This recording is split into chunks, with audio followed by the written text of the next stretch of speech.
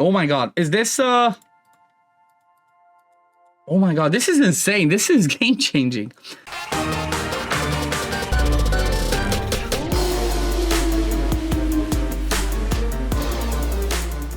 Hey guys, this is OddOneGaming. This is going to be another Dragonheir SilentGods video.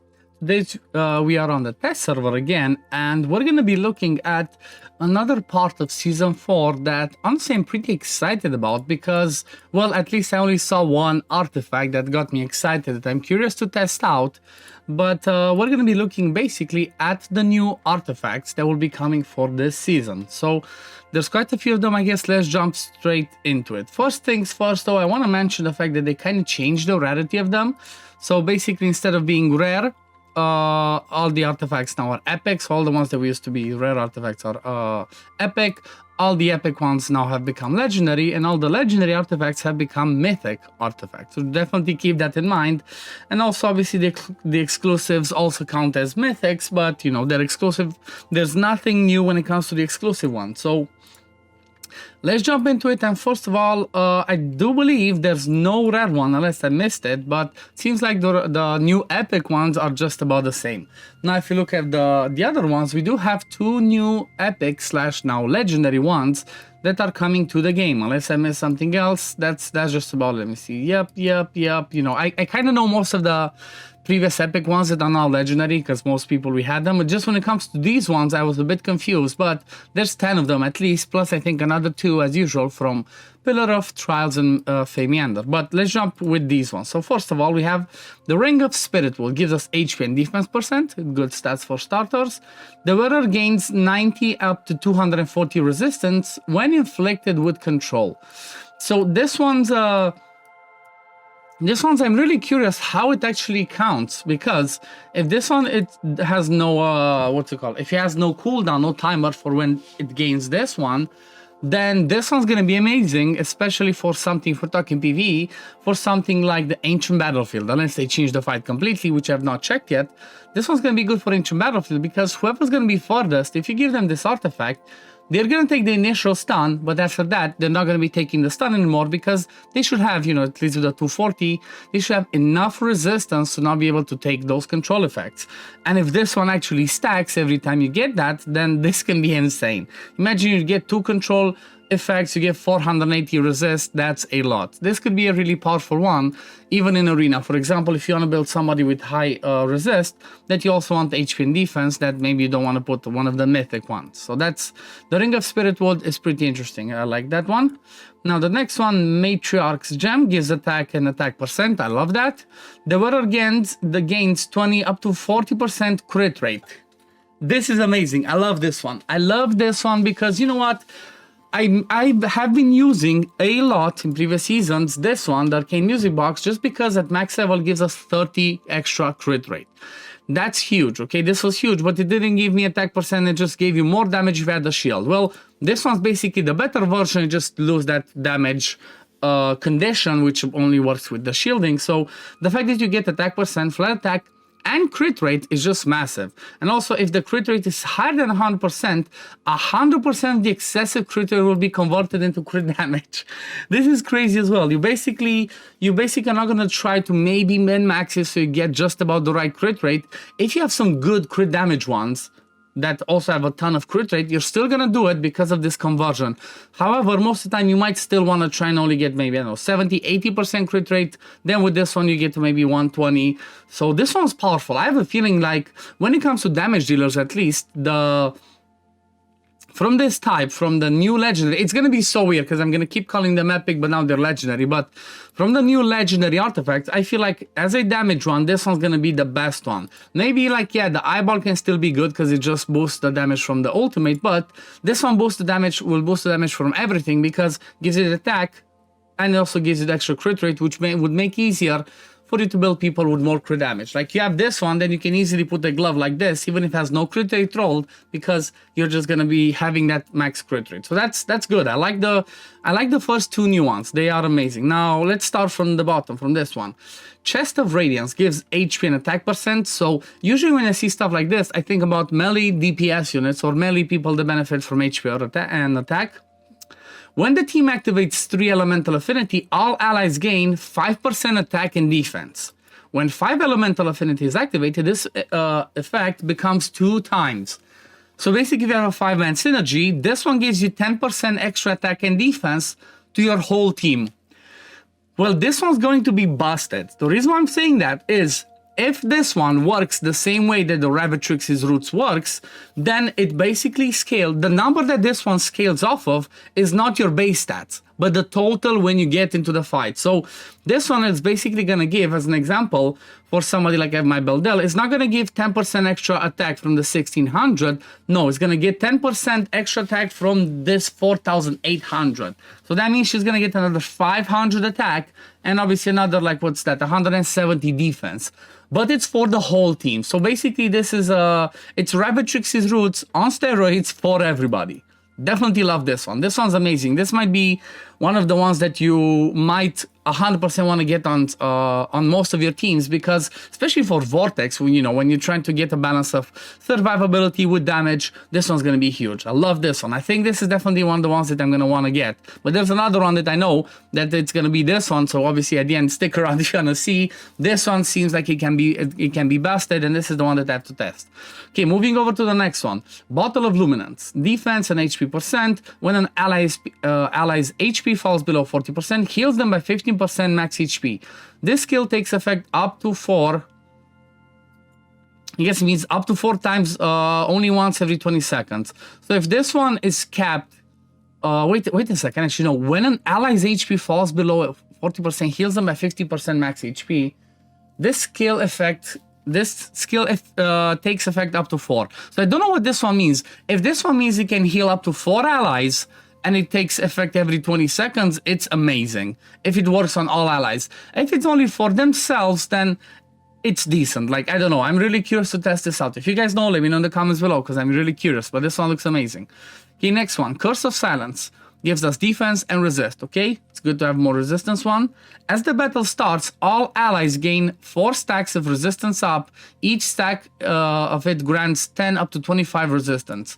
When the wearer releases their ultimate skill, they lose 1 stack of it, with 1 stack as the lower limit. So you will always have that 25 extra resist. I believe that this one's just arena based. Like, I cannot see an instance where you want to have that 100 extra resist on everybody just from the beginning, and then, like, 12 seconds later when most ultimates are cast, you start losing it. So I'm not sure this one's not as good as I thought, but it is what it is. Next one, Sundial of Origin, HP and accuracy. Okay, love accuracy ones. We always want to get more accuracies from other spots, not just like normal gear. The wearer recharges their next battle skill by up to 25% every time they release their battle skill. When this effect is triggered again, the skill recharge obtained through this effect will be reduced by 5% down to 5% at least. So basically, you do a battle skill, then 25% of it is going to be reduced, and you're basically going to come to it in a third of the time instead of like a full time, and then it just keeps going down by 5%. Again, this one seems more arena focused. I'm not that impressed, but again, if you care a lot about arena, this can be really good.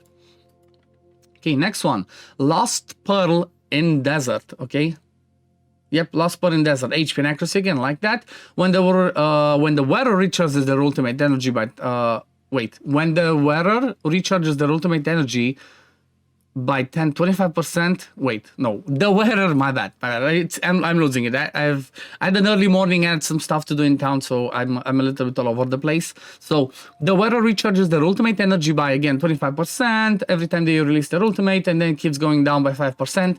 So basically, it's just like this one, just for the ultimate again. I see it maybe more for arena, and then like I don't see any other area where you just want this 5%. I don't think I would invest in something like this. Okay, next one, Punisher's Whip, attack and attack %. When the wearer attacks an enemy with a shield, damage dealt to the shield is increased by up to 50%, okay, anti-Garrier staff. When removing the shield through dealing damage, the wearer deals additionally 500% attack physical damage to the enemy. Okay, this one seems really powerful against shields. I'm happy about this, I'm really impressed. This could be interesting, especially for, again, it seems like it's more arena, but we might have some other areas in the game where we might need this. And if I'm not mistaken, the Grave of Venom, the boss from Grave of Venom in Season 4 is going to have shields. I have not looked at the dungeons yet. That's going to be another video maybe. But yeah, this could be interesting. This could be interesting, especially because it gives attack, more damage to the shield. Obviously, Grave of Curse can be good for that. So this one could be powerful, especially because after you explode the shield, you do more damage. So that's good. Okay, next one, Pact with Devil, attack and crit rate. I love any artifact that gives you more crit rate. When the wearer releases a non-AoE ultimate skill, the damage dealt is increased by 10%. When releasing again on the same enemy, the damage dealt is increased by 20%. Okay, and there's a 100% chance to inflict an undispellable healing reduction on the target for 10 seconds. So it seems like this one, you first of all, you do a 10% more, then after you do it, you gain 20% more, and then 20% more. Is this not capped? Because if this is not capped, the damage dealt, so when racing again on the same enemy, the damage dealt is increased by 20%. So I guess first one maybe 10%, next one 20%. But if this one keeps going up, it's gonna be broken. But I don't think it is. I think it's gonna be 10% first time, and then after that is 20%. So basically kind of like the eyeball, where whenever you do an ultimate, you do 20% more damage. But the fact that they added a undispellable healing reduction can be interesting. Like, I'm curious where this one, like, I could definitely see Grave of Wrath. I wish this one would be unresistible and undispellable. Or I wish it was unresistible instead. So then you could have this on your DPS, and when you smack with your DPS, you just put healing reduction, and that's just going to be good for Grave of Wrath. This is interesting. Definitely want to test it out. Okay, next one, Poison of Swamp, attack and crit damage. When the wearer receives healing, additionally gains 10% crit rate and 5% crit damage for 15 seconds, up to 3 stacks. Oh my god. Oh my god. So when the wearer receives healing, additionally gains 10% crit rate, that's straight up good, and then extra 15% crit damage. And this one goes up to 3 stacks, so you have extra 30% crit rate, plus extra 45% crit damage, plus the crit damage that you get from here, which I think is a total of 80%.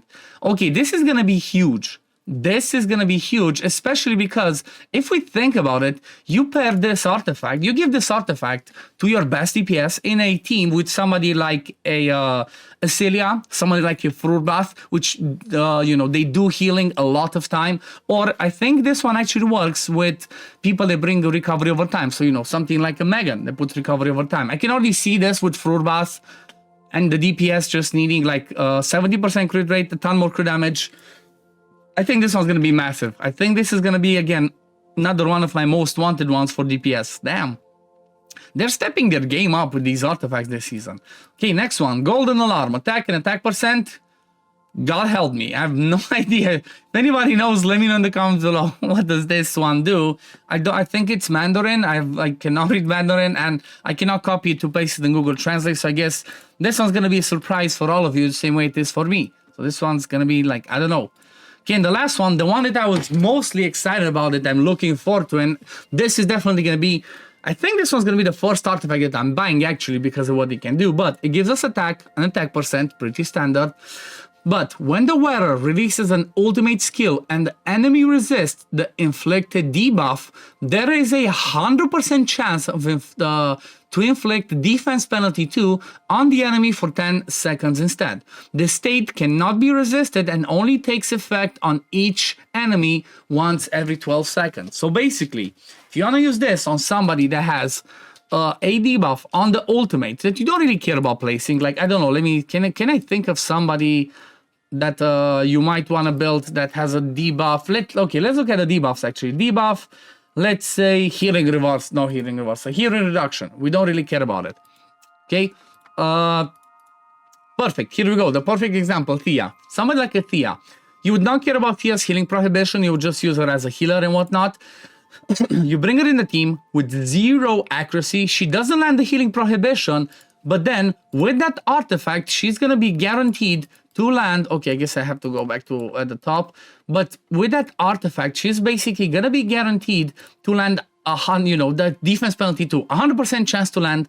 No accuracy needed because this one cannot be resisted, and it can be done every 12 seconds because Thea has a really fast recharge time. You know, if you give her enough skill haste as well, she might be able to just keep that, even though it's just 10 seconds. She might keep that defense penalty on for a lot of time.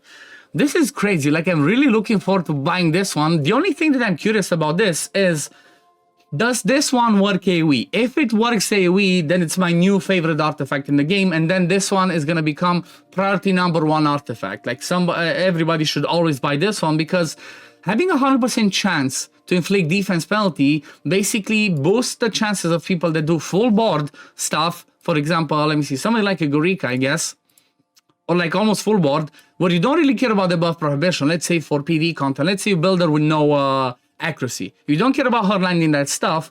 You just put that on her. She's gonna be a defense penalty AoE, and that's gonna be massive. Oh my god, that's exciting. Like, I'm really curious. I'm really looking forward to this new artifact. Which ones do you guys like? Like, let me know in the comments down below. Are you excited about the new mythic ones, about the new legendary ones? Which one are you most excited? I know that for me, the misty conch, or conch, however you read this, I know that this one's the one that I'm most excited about. I'm definitely gonna be buying as priority #1. But I guess this is, oh yeah, wait, I was gonna close it, but I think we have 2 more. Wait, before I forget. Let me see the Pillar of Trials ones. Can we see it? Because we usually have a artifact in the Pillar of Trials, and we have one in the Famiander. So let's see, Pillar of Trials. What's this one? Oh! Oh my god, is this, oh